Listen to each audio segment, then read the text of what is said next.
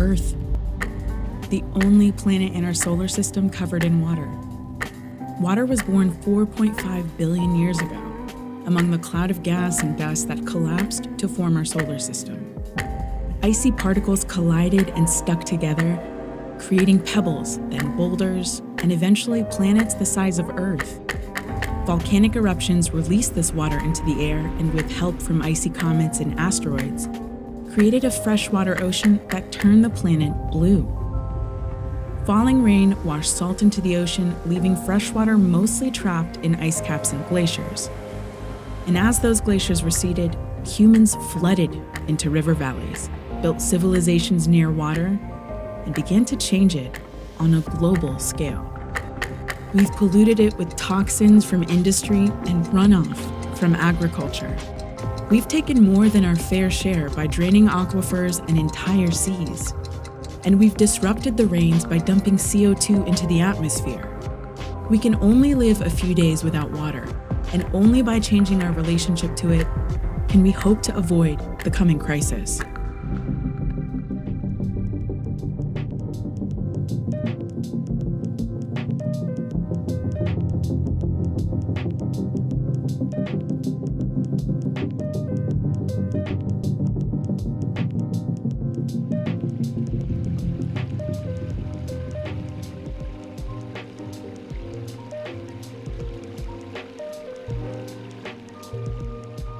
From an Indigenous perspective, water is understood as being a living force and is being equated to life itself. So water isn't thought about as separate from people. It's more understood to be who we are and in relationship to us. Deborah McGregor teaches at York University in Toronto and is Anishinaabe from the White River First Nation. She's devoted her career to researching water, its place in the environment, and environmental justice. I just grew up right there by the water, and you kind of knew it so well. We had to, cut a hole in the ice to get the water. Like, pretty well we had to do this every day. McGregor is an expert on how Canada's original inhabitants managed the land and how their knowledge can help reform a system that treats water like just another commodity. I think even if people don't know very much about water, everyone still has a very intimate relationship with water. Everyone still needs water every day in some form to live.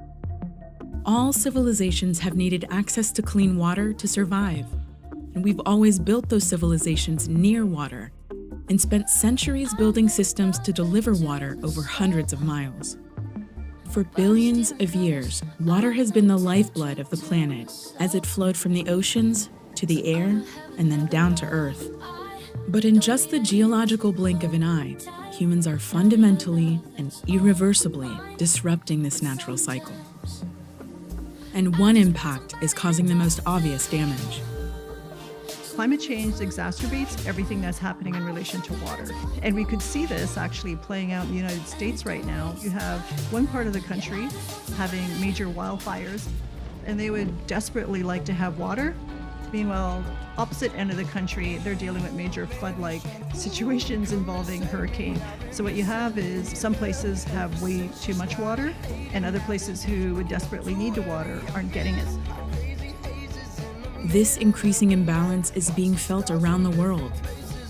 In the last 4 decades, drought has devastated more people worldwide than any other natural disaster.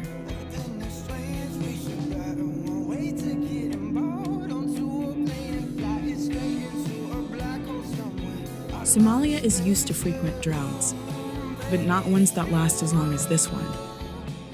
It's been going on since 2015.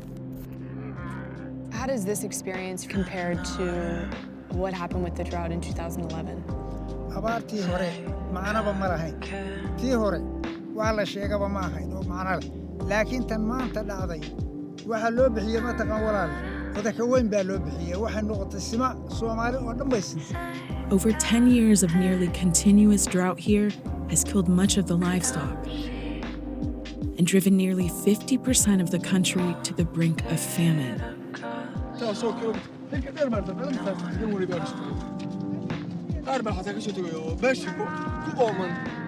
haddayba ku jidhaaba say biyo jilicsan ma haystaan.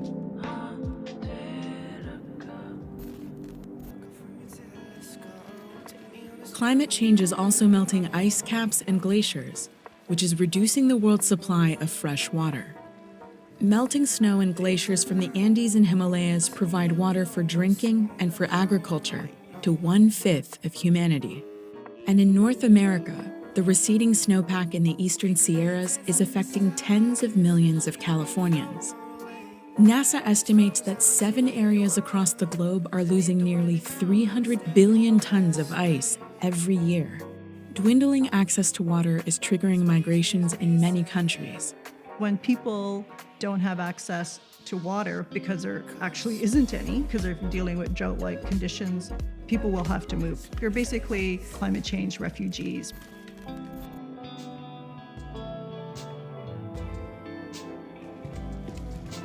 In Central America's Golden Triangle, crop yields are dropping. Audelio Mejia and his family have been farming these lands for decades. Now, he's dealing with crippling droughts year after year. Para nosotros es una amenaza, pues, el clima como ha estado. Cuando más necesitaban agua era cuando no la tuvieron, entonces eso, pues por eso fue que los bajó el rendimiento de esta cosecha. A veces uno cuando mira ejemplos de otros amigos o de otros vecinos, de otras personas que uno conoce, pues a uno le dan ganas de emigrar, pero sí se le hace, a uno de campesinos se le hace difícil, pues peor si no tiene quien lo oriente. But while it's easy to blame climate change for the global water crisis, there's a far more powerful force at work. Farming uses 70% of all available fresh water on the planet, and it's a huge source of greenhouse gas emissions, second only to energy production.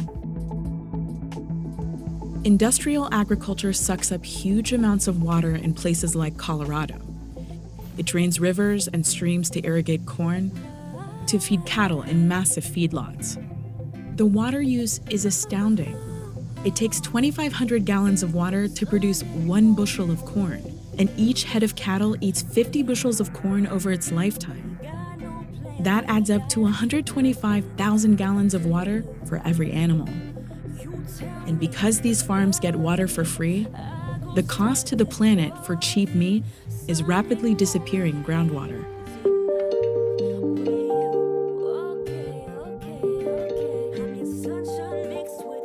This has far-reaching impacts on farmers and our entire food system. California's San Joaquin Valley is one of the most fertile places on the planet. And it, too, is running out of water. Farmers are being forced to dig deeper and deeper in order to find less and less groundwater. We're the breadbasket of the United States.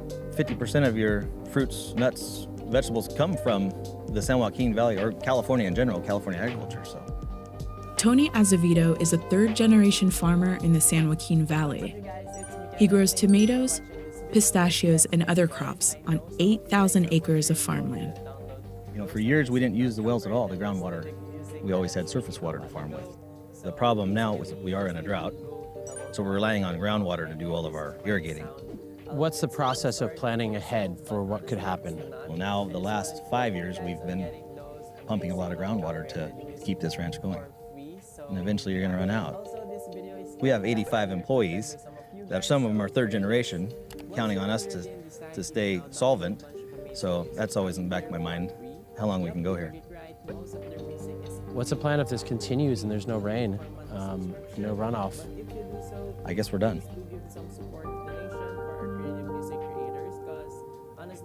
Disappearing groundwater isn't just a problem in the United States. This NASA satellite map shows just how bad things have gotten.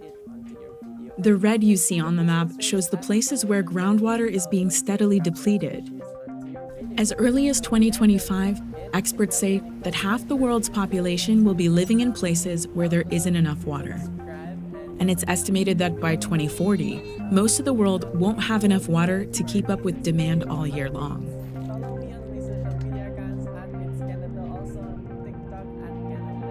And when wells run dry, existing tensions flare up. In Basra, Iraq, severe water shortages helped spark anti-government protests.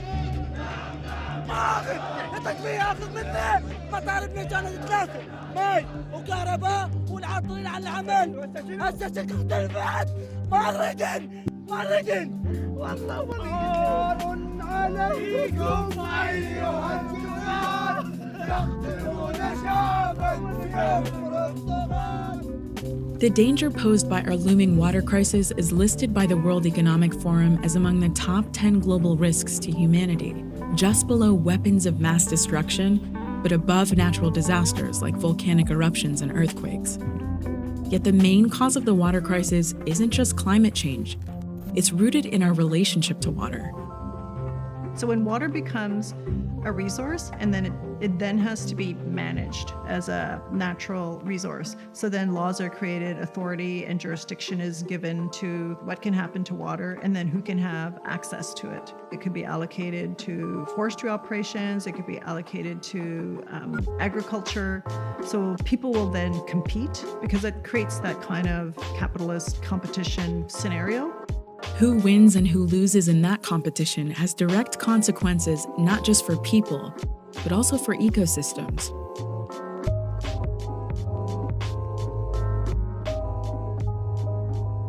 When the state of Georgia allows the city of Atlanta and South Georgia farmers to pull hundreds of millions of gallons of water a day from the Chattahoochee River in the middle of a drought, it actually affects the oysters in Florida.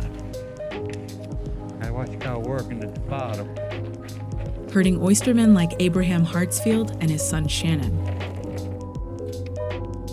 We never had sea urchins in our oyster bars before. This fresh water comes, it pushes all these predators away. And right now, the salinity has changed drastically. Less freshwater in Apalachicola Bay means more predators, and that means fewer oysters for the Hartsfields to harvest. Because of decisions being made in Georgia, Shannon Hartsfield says oystering is nothing like it's been in the past. You called and throw them into the bottom of the boat, and it would pile up. So many species are disappearing, and we need them for ecosystem health. And you need to have ecosystem health in order for people to be healthy.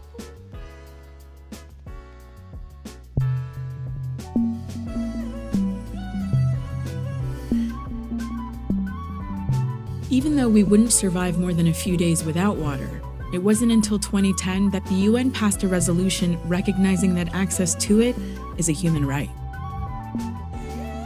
And even when they do have access to it, poor water quality means that access can be deadly. Nearly 3.5 million people, mostly children, die every year from waterborne disease. 2 billion people don't have access to clean, safe water. In India, the Ganges River is sacred to the nation's 1 billion Hindu. But it's also one of the world's most polluted waterways. The Ganges is the main source of water for more than 500 million people, but it's contaminated with viruses and bacteria that cause life-threatening diseases like cholera, typhoid, and viral diarrhea. Today, Ganga is more polluted than it was 30 years ago. I have seen the situation worsening only. No improvement at all. 1.6 billion gallons of raw sewage and industrial waste pour into the Ganges every day. How much sewage is coming out there right now? 150 million liters per day. Why aren't there processing centers or water treatment facilities or infrastructure basically to... This is the inability and inefficiency of the government.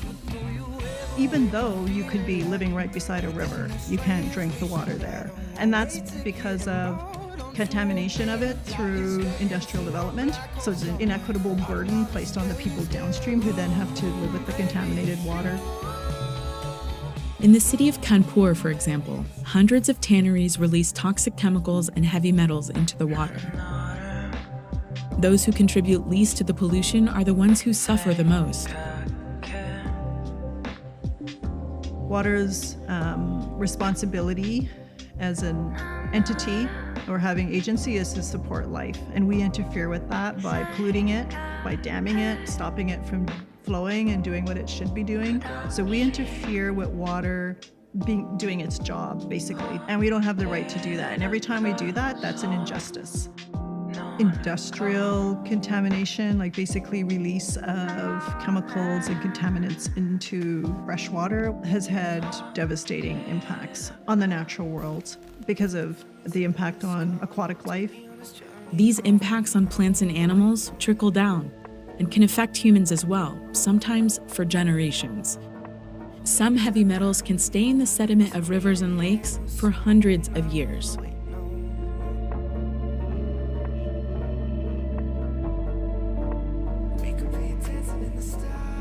Lake Onondaga in northern New York State was once called the most polluted lake in America. Decades of industrial pollution turned the lake into a toxic waste site. Even though the pollution stopped decades ago, children and women of childbearing age can't eat the fish in the lake because of high levels of mercury. The company that's responsible for dealing with the pollution says the lake has been cleaned up. But the Onondaga Nation, the traditional stewards of the lake, disagree. We've cleaned up the lake, we've done the dredging and capping, we're doing the habitat restoration, which is turning out wonderfully. Honeywell, which bought out one of the original polluters, and taxpayers have spent around $1 billion to clean up the bottom of the lake, and the company is still restoring other sites around the shore. Sid Hill, a member of the Onondaga Nation, says Honeywell and New York State need to be doing more. What's your biggest critique when it comes to the way this whole remediation project has been going with the lake? It's just the idea of not disclosing everything and having this propaganda issue that it's clean. You know, it's a clean lake. Oh, we cleaned the lake. It's still a Superfund site. You know, there's still toxins in there. I don't see the next generation ever seeing a clean lake. The legacy of industrial contamination isn't just confined to Onondaga Lake. So I also grew up that if you were a woman that of childbearing age, you shouldn't be eating a certain number of fish from the Great Lakes because they were contaminated. You know, people have this relationship with water, but that relationship is starting to be disrupted through contamination of water. For Jeannie and Sid, the larger issue is the system that led to the contamination in the first place. Who do you blame for the pollution? Whoever runs those multinational corporations that trample over and harm the environment, whatever else is ever in their way for their profits. I think about that a lot. What was anybody thinking of when they were just free dumping into the water, just dumping. When no one takes responsibility for the health of the planet's water, it's easy to pollute. But trying to own it can be just as disastrous.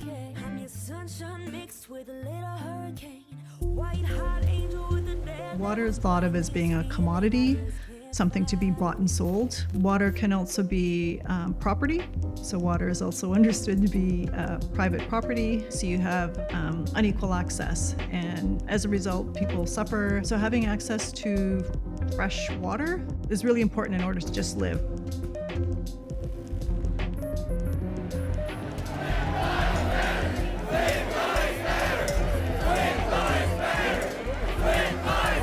In Flint, Michigan, the government treated water like just another cost to be cut. It switched the city's supply to the Flint River, but failed to prevent lead from leaching into the water. Caitlin Tobin's son drank the water. I barely let him take a bath in the water. I buy bottled water and try washing him down as much as I can, and then he was getting bumps all over. They said because of the lead in his own blood, he couldn't get rid of it. They knew a long time ago that they were poisoning people from it. They could care less. So. Lead is toxic in even the smallest amounts and can cause irreversible brain damage and even death in children. And parents here worry about their kids' future.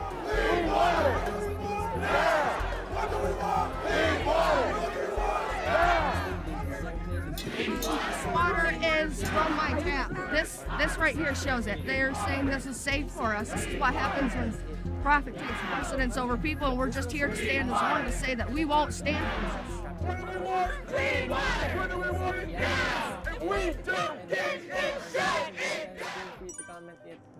At the core of our global water crisis is how we manage and allocate water. Experts say that if our depletion, pollution, and misuse of fresh water continues unchecked, it could affect not only our entire food system, but also push ecosystems and societies to a point of no return.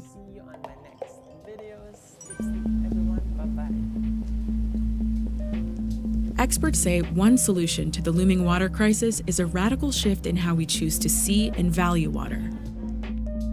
Not as a resource or a commodity, but rather as a life-sustaining force, essential for human and planetary health, and an entity in its own right. In the Anishinaabe concept, we think about water as being part of 4 elements that make up the planet, and water is always in relation to these other elements.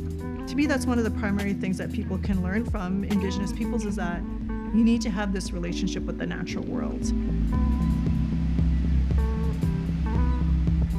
When you're outside or near water, in the presence of water, to me it conveys a sense of respect. It's a sense of awe that despite everything, water is still flowing. Water's still trying to do what it's supposed to be doing, despite everything that you throw at it. It's just such an awesome power. In this new era, humans are responsible for the greatest impacts on the planet's water. But McGregor believes we still have the power to change the course we're on. People are the ones who have the power and the will and the intelligence to mess up. Like we're so intelligent that we can be so beautiful and innovative and creative, but we can also be so destructive. So there's that side of us. So we've been destructive collectively as humanity, some way more so than others. And we have to then use our intelligence and our will and our power to solve this huge thing that we've created. So we're the ones who actually have to change.